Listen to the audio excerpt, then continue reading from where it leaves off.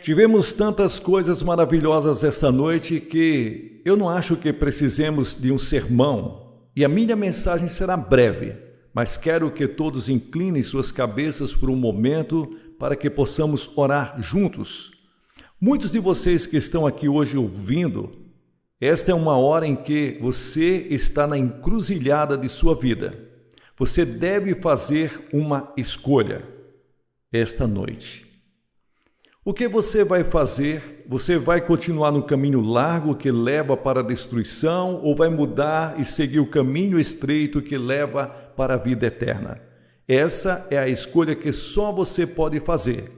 Deus pode inspirá-lo, Ele pode ajudá-lo, seu Espírito pode convencê-lo, Ele pode encorajá-lo, mas somente você pode fazer essa escolha. Deus lhes deu essa capacidade de fazer essa escolha. Você é um agente moral livre, tanto quanto aceitar ou rejeitar a oferta de perdão. Você deve fazer essa escolha esta noite. E quando você ouvir a mensagem como você vai ouvir esta noite, e como você já ouviu a música, as palavras, os testemunhos, você se torna responsável 100 vezes mais. E você sabe, quem muito recebe, muito é exigido. Portanto, preste muita atenção no que você vai ouvir e responda ao chamado de Cristo. Nosso Pai, oramos para que Teu Espírito Santo convença do pecado, da justiça e do julgamento e que muitos digam sim a Cristo esta noite, pois pedimos em Seu nome que os homens esta noite, Senhor Jesus. Então, quero que vocês voltem comigo para o 9º capítulo do livro de Hebreus, e tem uma frase dessa passagem que eu quero que usemos como um texto esta noite, que diz: sem derramamento de sangue não há remissão de pecados. Sem derramamento de sangue não há perdão.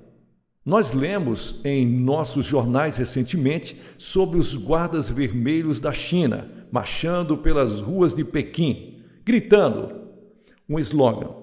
E era um slogan interessante. O slogan deles era: sem derramamento de sangue não pode haver revolução. Sem derramamento de sangue não pode haver revolução. O ex-presidente do corpo estudantil da UCLA, que agora é cristão, disse a um de meus associados recentemente que o sangue é o símbolo da Revolução Mundial. E disse que muitos nos campos universitários falam que o sangue se tornou o símbolo da revolução. E ele declarou que nunca teria se tornado cristão se não fosse por ter ouvido a mensagem: sem derramamento de sangue não há remissão de pecados. Então eu tenho certeza que todos nós lembramos disso, daquela noite trágica quando o senador Kennedy foi morto no hotel aqui em Los Angeles, e acho que todos nós nos lembramos de ver aquela poça de sangue na televisão, no chão, ou quando o presidente Kennedy foi morto em Dallas e a senhora Kennedy voltou a Washington e ainda havia sangue em seu vestido. Ou o sangue de Martin Luther King quando ele estava deitado na varanda daquele hotel em Memphis, Tennessee. Sangue é muito interessante que quase todas as religiões do mundo usam o sangue como um símbolo, ou usam o sangue para fazer expiação aos seus deuses ou ao Deus que eles servem. Lembro-me quando estava na faculdade que eu fiz um trabalho de faculdade em antropologia e fiz a minha tese sobre o sangue. Sangue em outras religiões. E você dificilmente encontrará uma religião em qualquer lugar do mundo que não usa o sacrifício do sangue. Por exemplo, os índios astecas da América do Sul, no Peru, matavam 20.000 pessoas todos os anos em seus altares para fazer expiação aos seus deuses. De onde eles tiraram essa ideia? Muitos deles Faziam isso tentando aplacar a ira dos seus deuses. Li em um jornal essa semana que estão oferecendo sacrifícios ao vulcão Steve em Moscou há algum tempo e perguntei ao meu guia por que a estrela vermelha, o que significa a estrela vermelha com 5 pontas. Ele disse, não sabe? Eu disse, não. Ele disse, a estrela vermelha representa os 5 continentes do mundo. E o vermelho representa o sangue que deve ser derramado antes que todos os continentes do mundo se tornem socialistas. Em nossos jornais, que todos os dias lemos, nós vemos sangue sendo derramado no Vietnã. E aqui mesmo, em Orange County, lemos sobre dezenas de pessoas todos os anos que são mortas nas rodovias. Sangue é derramado. O crime que é tido, sangue é derramado. Um dos romances mais populares nos últimos anos foi editado, o livro de Al Capone, A Sangue Frio. Há algo que evitamos e ainda algo que nós estamos sendo fascinados sobre o sangue. E quando você pega a Bíblia, muitas pessoas ficam surpresas que há sangue de Gênesis a Apocalipse. Por quê? Há tanto sangue na Bíblia? Eu costumava me fazer essa pergunta, na verdade, em um período da minha vida. Era uma pedra de tropeço para mim. Por quê? Havia tanto sangue, porque os judeus ofereciam em seus altares milhares de sacrifícios todos os anos, aparentemente para apaziguar um Deus irado. Por que damos tanto valor ao sangue de Jesus Cristo em todo o Novo Testamento? Você está consciente do sangue de Jesus Cristo e toda vez que você pega o pão e o vinho e está ali no serviço da comunhão em sua igreja, você é lembrado do corpo que foi partido e do sangue que foi derramado. E aquele que você usa em seu serviço de comunhão é um símbolo do sangue que foi derramado na cruz do Calvário, onde Jesus morreu. E de onde vem essa ideia? Quando você se volta para Levítico, capítulo 17, no versículo 11, diz, porque a vida da carne está no sangue, e eu dei a vocês sobre o altar para fazer expiação por suas almas, porque é o sangue que faz expiação pelas almas. Em outras palavras, a Bíblia diz que você precisa de expiação, você precisa de perdão, você precisa se reconciliar com Deus e só há uma maneira de fazer isso, é através do sangue. Bem, a pergunta vem a mim esta noite, por que o sangue? Porque se Deus não usa outra coisa, porque Deus exige sangue. Você sabe, a ciência ainda não descobriu o que realmente é a vida. Há algumas pessoas que têm uma ideia de que nos próximos anos a ciência pode ser capaz de fazer um ser humano, mas eles estão errados. Eles podem ser capazes de fazer um corpo e um cérebro, mas nunca serão capazes de fazer um espírito ou uma alma. E é isso que distingue o homem de um animal. O homem tem um espírito feito para a imagem de Deus. Vivemos em um corpo temporário, mas nosso espírito, nossa alma, sua eternidade feita para a imagem de Deus. Agora, nosso sangue circula a cada 23 segundos para que cada célula do corpo seja constantemente suprida e limpa ao mesmo tempo o sangue, carregando todo o lixo e jogando fora, sem contaminação. É a substância mais misteriosa do corpo e é composta da vida do corpo, e cada um de nós aqui, essa noite, preto, branco, vermelho, amarelo, rico, pobre, somos todos parentes, somos todos irmãos de sangue. Tentem entender isso. Deus fez de um só sangue todas as nações de homens.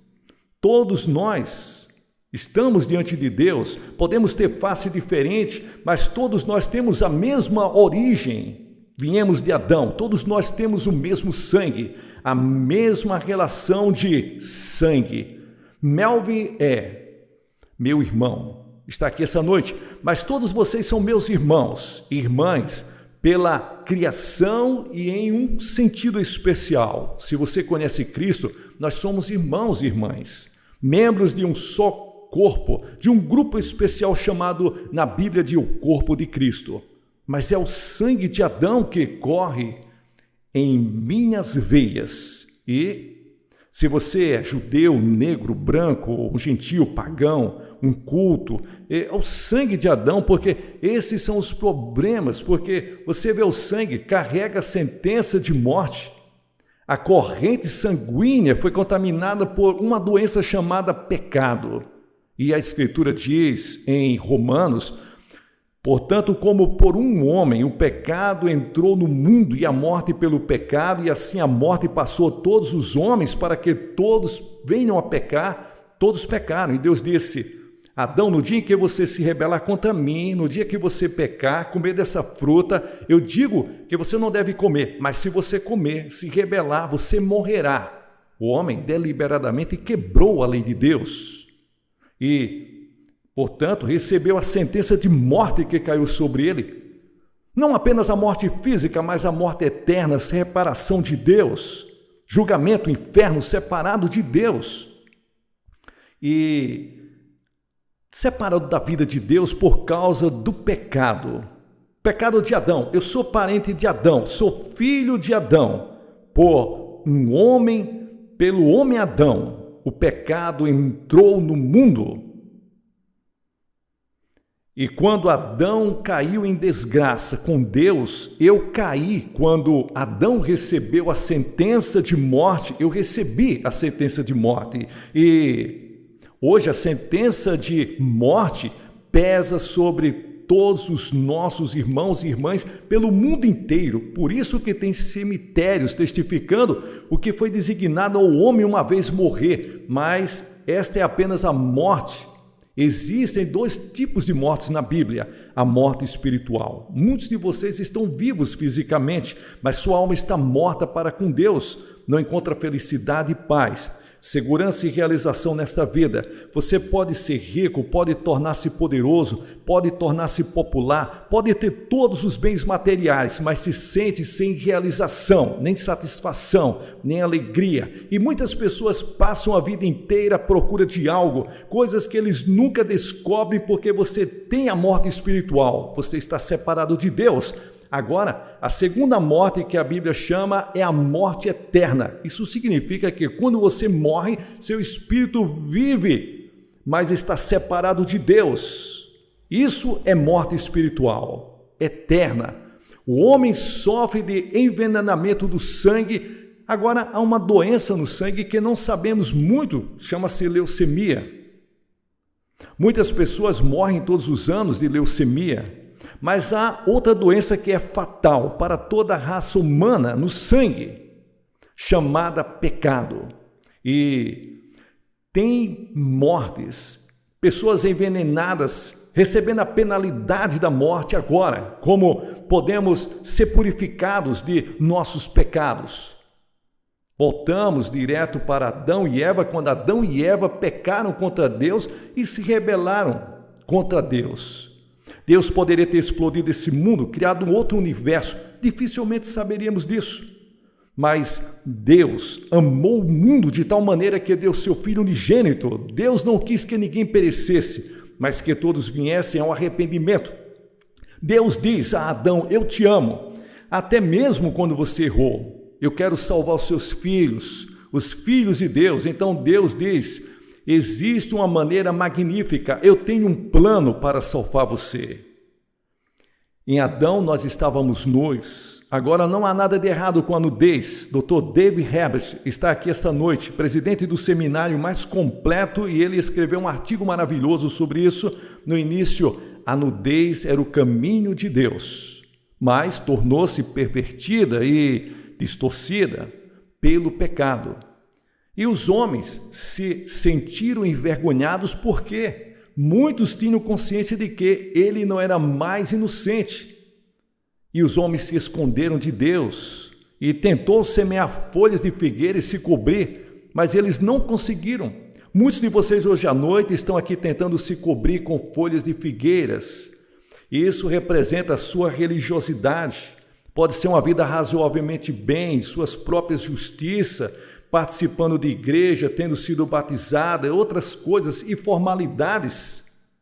Mas você pode passar por Deus de alguma forma, você pode chegar ao céu, você está costurando as folhas de figueira, tentando desenvolver sua própria salvação. A Bíblia diz, por mim sois salvos pela fé. Isso não vem de vós, é um dom de Deus, não das obras para que ninguém se glorie. Você não pode salvar a si mesmo, não pode trabalhar do jeito que você quer, você não pode comprar salvação com todo o dinheiro.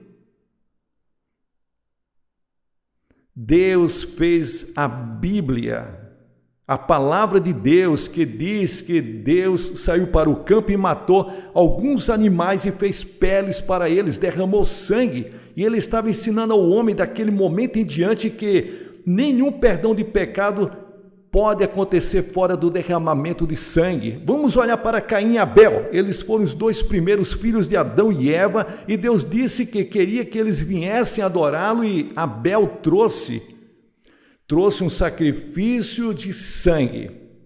Caim trouxe um sacrifício de vegetais. Ele disse, eu vou trazer o melhor sacrifício que Deus já teve. Ele trouxe um sacrifício de vegetais. E é muito interessante, Deus rejeitou Caim e aceitou Abel. Por quê? Abel veio pelo caminho do sangue. E você pode ir de capítulo em capítulo ao longo da Bíblia e você encontrará a mesma história. Quando Noé saiu da arca, a Bíblia diz que Noé construiu um altar ao Senhor e tomou de todos os animais limpos e de todas as aves limpas e ofereceu em holocausto ao Senhor. Lembre-se da história de Abraão e Isaque. Abraão e Sara esperavam por um menino e por um milagre. Um menino nasceu e eles o chamaram de Isaque. E quando ele era apenas um menino, Deus disse a Abraão, eu quero que você vá oferecer Isaque como sacrifício no altar. Quantos de vocês pegariam seu garotinho e enfiariam uma faca nele, se Deus dissesse isso? É o que Deus disse a Abraão para fazer. Você diz, quão cruel, quão pagão, quão primitivo, quão rude. Deus estava ensinando uma lição a Abraão. E sem questioná-lo, Abraão levou seu garotinho. Eles foram para o Monte Moriá, onde Jerusalém agora está localizada. E lá, ele pegou seu filho, colocou sobre o altar, levantou sua mão com uma faca e ia enfiá-la no coração de seu filho. Por ordem de Deus, quando Deus parou sua mão no ar e Abraão levantou os olhos e ele olhou e eis atrás um cordeiro, pego ali pelos chifres, e Deus mandou pegar aquele cordeiro e sacrificar no lugar de Isaque. Veja, Deus estava dizendo, eu estou oferecendo aqui um sacrifício de sangue no lugar do seu filho, apontando para centenas de anos no futuro, quando ele oferecia seu próprio filho como cordeiro de Deus que tira o pecado do mundo. Lembre-se daquela noite no Egito. Deus disse que vou destruir todos os primogênitos do Egito como um julgamento. E ele disse que quero que todos vocês, israelitas, peguem um cordeiro e matem o cordeiro e depois peguem o sangue, venha aspergir no umbral da porta e o sangue será para vocês por sinal sobre a casa onde está. E quando eu vi o sangue, passarei e não trarei julgamento sobre nenhuma casa que tenha o sangue do cordeiro. Lá, onde eu vejo, ali não havia boas resoluções, não havia lágrimas que pudesse proteger, não havia obras que pudesse proteger. Deus disse, eu verei o sangue. E posso ver naquela noite no Egito um pai, ele mata o cordeiro, põe o sangue na ombreira da porta. E então, a pequena família se senta para comer e o filho mais velho está muito tenso e muito nervoso. Ele diz, pai, eu não vivi uma vida muito boa e eu pequei, eu falhei. O senhor sabe, Eu não tenho sido muito religioso, mas, Pai, você tem certeza que o sangue é suficiente? Você tem certeza que o sangue vai me dar essa cobertura? E o pai olha para o filho e diz: filho, Deus não disse que você tem que ser bom.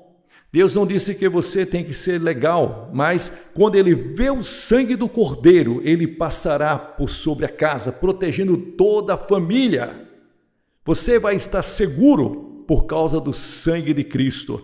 Confiar nas suas obras é tolice. Você precisa confiar na cruz de Cristo. Jesus morreu na cruz, derramou seu sangue pelos nossos pecados.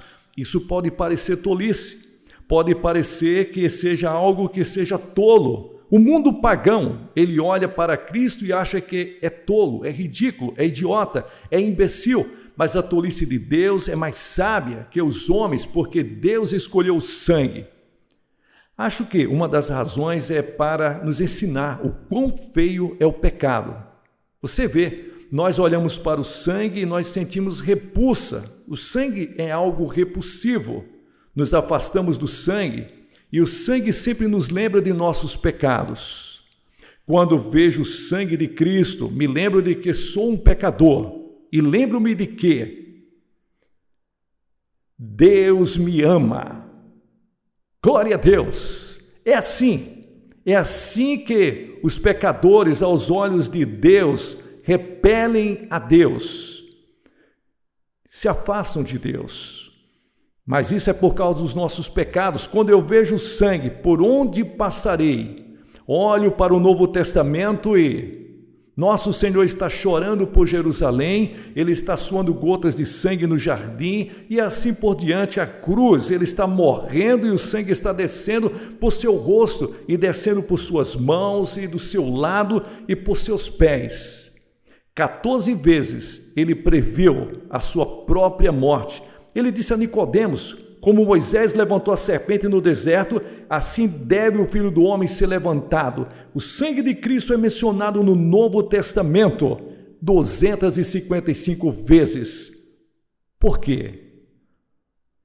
A Bíblia diz, antes de tudo, o sangue ele redime tanto quanto você sabe que ele não foi redimido com coisas corruptíveis, como prata, ouro, de sua vã maneira de viver, da tradição, dos seus pais, mas pelo precioso sangue do Cordeiro de Deus, derramado na cruz do Calvário sem mancha e sem mácula. A salvação é gratuita para você, mas custa a Deus o seu Filho Jesus Cristo, que derramou o seu sangue voluntariamente por você.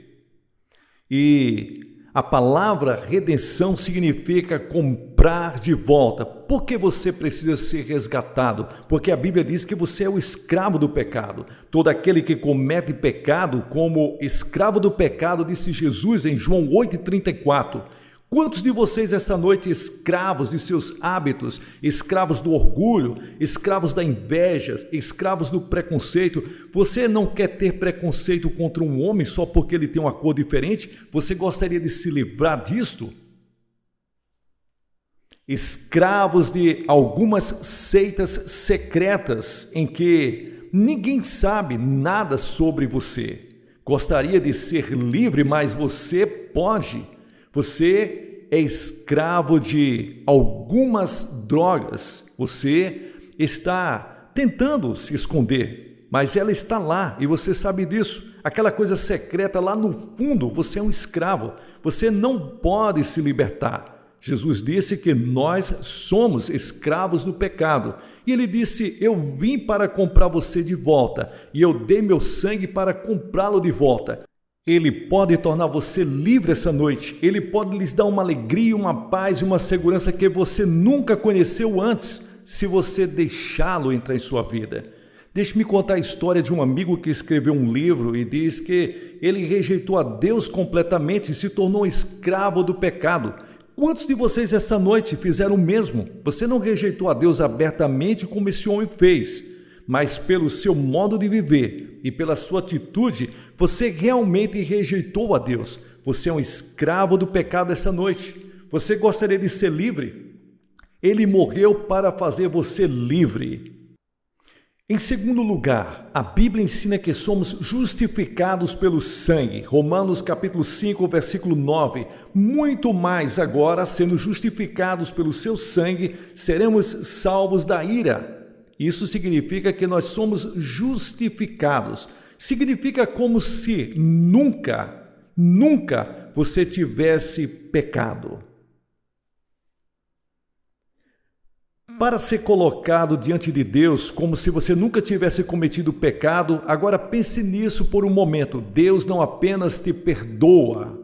Você gostaria de ser perdoado, mas Ele faz mais do que isso. Ele te justifica como se o pecado nunca tivesse sido cometido. E é feito pelo sangue de Jesus Cristo, sendo justificado pelo seu sangue. Não me pergunte como, eu não sei. Mas quando eu aceitei Jesus Cristo pela fé, eu quero te dizer, fui perdoado. Eu quero te dizer isso. Quando eu chegar na entrada do céu, não vou dizer, Senhor, meu nome é Billy Graham. Eu era aquele pregador que preguei naquelas cruzadas. Eu vou dizer, Senhor, eu estou aqui implorando. E não é nada além a não ser pelo sangue de Jesus Cristo. Essa é a senha, a única senha, a cruz de Cristo. A salvação realizada pelo sangue de Jesus Cristo, o perdão que Deus derrama esta noite, que nos torna limpo, puro, mais do que qualquer virgem que jamais viveu. A visão de Deus é que quando Ele olha para você, Ele vê você completamente limpo pelo perdão dos pecados e Deus não consegue se lembrar dos seus pecados. Você pode lembrar, mas é como se você nunca tivesse pecado. Então a Bíblia diz que o sangue nos torna todos iguais, uma língua, uma raça. Quando você está aqui nessa noite, Deus nos torna membros de um só corpo. Como é na realidade maravilhoso ser membro do corpo de Cristo, de todas as línguas, do mundo todo, de todas as raças do mundo. Deus nesse momento, Ele está olhando para nós como um só povo. E Ele está lá. Aos milhares, pessoas estão em todos os lugares, mas Deus está olhando como um só povo. Apesar de estar na China, apesar de estar no Japão, missionários que estão viajando pelo mundo, a Igreja de Cristo, Deus tem um só povo, aqui e ali, em todos os lugares. Eu suspeito que algum dia, quando a cortina de ferro for aberta, ouviremos histórias de avivamento que o mundo nunca conheceu. Na China, vai acontecer muito isso. Na Europa Ocidental, esta noite Deus está trabalhando onde membros do mesmo corpo. E quando eu encontrei cristãos no verão passado, eu conheci cristãos de todos os países da Europa Ocidental. Eu os conheci na Rússia, eu os conheci na Tchecoslováquia, na Bulgária, na Romênia, na Hungria. E em todos esses países eu conheci cristãos. Não estive na Albânia. E eu era o irmão deles no momento em que eu os conheci. Nós paramos ali, me deram um tapinha nas costas, nós choramos, foi emocionante nos ver ali. Quando falei com 1000 líderes na Europa Ocidental no verão passado, eles choraram o tempo todo. Eu contei histórias de membros do avivamento do mesmo corpo. Eu não sabia falar a língua deles, mas eu era um membro do mesmo corpo, estávamos unidos, nós éramos irmãos pelo sangue de Jesus. Há uma aliança de sangue ao redor desta terra que nenhum poder político pode quebrar. É um reino maior que a América, maior que a Rússia, maior que a China. É o reino de Deus. E somos membros pelo sangue de Jesus. E o sangue de Cristo traz a paz. Colossenses capítulo 1, versículo 20, diz: tendo feito a paz pelo seu sangue, pelo sangue da cruz, estamos vivendo em um mundo em guerra e a sombra de uma terceira guerra mundial paira sobre o mundo inteiro. Mas o tipo de guerra de que estamos falando aqui é a guerra que está acontecendo entre Deus e o pecado. Deus faz as pazes através do sangue da cruz. Ele faz as pazes entre você e Deus. Não seria maravilhoso ir para a cama esta noite e saber que todos os seus pecados foram perdoados, que você está justificado aos olhos de Deus e você ter paz em seu coração? E a Bíblia diz que o sangue purifica Revelação capítulo 1, versículo 5. Aquele que nos amou e nos lavou dos nossos pecados em seu próprio sangue. A Bíblia diz que o sangue de Cristo reconcilia-nos. Temos bancos de sangue em várias partes do mundo. E eu me lembro de alguns anos atrás, quando eu fui operado e quase sangrei até a morte. Eles me deram transfusões e fiquei feliz por aqueles bancos de sangue. Hoje à noite há um banco de sangue ao qual podemos recorrer pela fé, que removerá nossa culpa e nossos pecados. Você sabe que existem transplantes de coração. São os médicos que estão fazendo isso no nosso tempo, e 2 fatores determinam o sucesso da operação. Ali, primeiro, tem que haver um doador. Temos um doador eterno, uma pessoa celestial, Jesus Cristo, que morreu por nós e deu seu sangue e deu seu coração para você. A segunda coisa que o paciente pode é aceitar ou rejeitar o coração que ele recebe.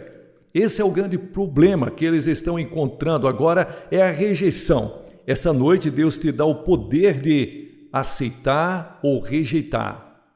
Tenho certeza que quando o coração é transplantado, já que o paciente não entende toda a química científica envolvida em todo o processo que vai ser feito, talvez o médico também não entenda tudo, e neste caso, eu sei que não entendo tudo, em nenhum lugar da Bíblia diz para que nós venhamos a entender tudo. Você só tem que entender o que a Bíblia diz, que você vem por uma fé simples, infantil. Essa é a razão pela qual Jesus disse que você tem que vir como uma criança. Ele disse que você tem que vir para ser convertido como uma criancinha. Não venha assim tentando ser intelectual, descobrir logicamente passo a passo. Você tropeçará, porque Deus não permitiu que venhamos a conhecê-lo somente pela sabedoria.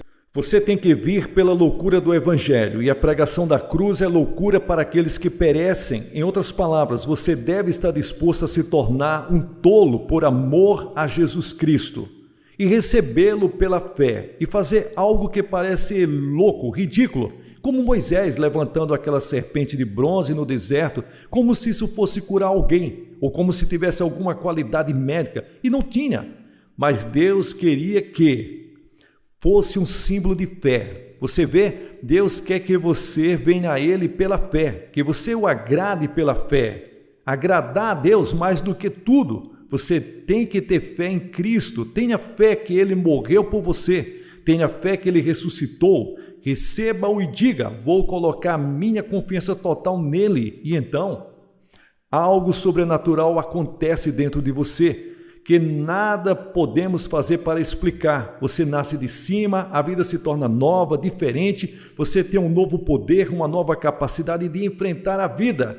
A partir desse momento, tudo que eu vou pedir para você fazer essa noite é para que você receba Cristo. Pai, mãe, jovem, mulheres, crianças, vocês precisam de Cristo em seu coração esta noite. Você precisa ser perdoado de seus pecados, você quer ser justificado aos olhos de Deus, quer ser purificado esta noite. Você quer confiar no sangue de Jesus, somente no sangue de Cristo para a sua salvação. Você quer ter a vida, você quer mudar, quer aceitá-lo, recebê-lo esta noite como seu Senhor e seu Salvador. Você pode ser membro da igreja, você pode ser um oficial da igreja, você pode ser católico, protestante, um judeu.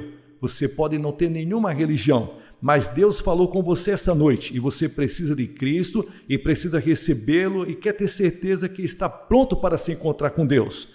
Vou pedir para que faça algo e diga: eu recebo Cristo em meu coração. Se você estiver com os amigos e parentes, eles vão esperar por você.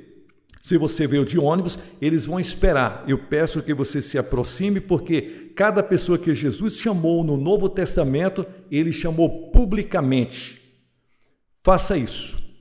Ao homem que estava com o braço atrofiado, Jesus disse: venha para o meio.